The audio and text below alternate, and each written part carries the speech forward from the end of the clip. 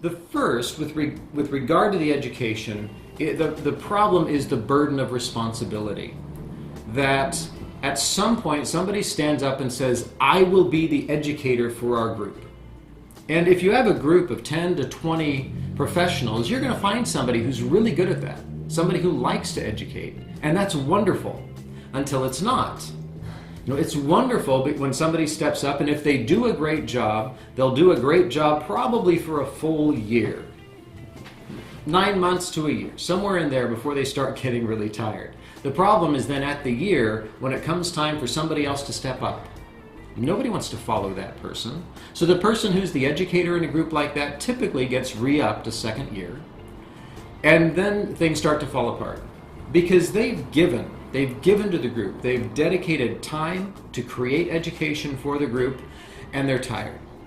It's inevitable. I've experienced it for myself. I love educating. It's one of the things that keeps me going as a professional.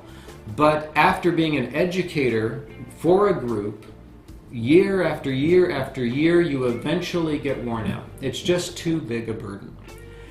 And so what happens is the education moment starts failing. It starts getting less of an education moment and more just reiteration of something that they found online. Or what the worst thing is that the person who is educating actually comes to resent the fact that they stepped up in the first place.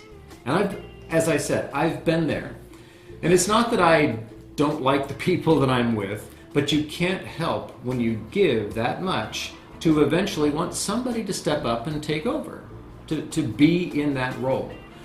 So the educational component of the typical leads group works well until it doesn't. And then, as I've seen, it can fail catastrophically.